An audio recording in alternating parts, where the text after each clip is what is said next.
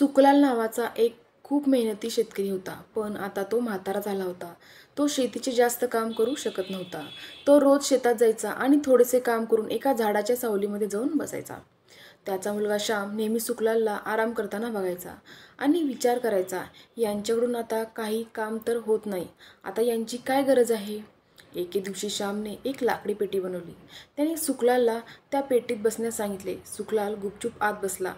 श्यामने खूप प्रयत्न करून ती पेटी कशीबशी पहाडीच्या कडेवर ओढत नेली.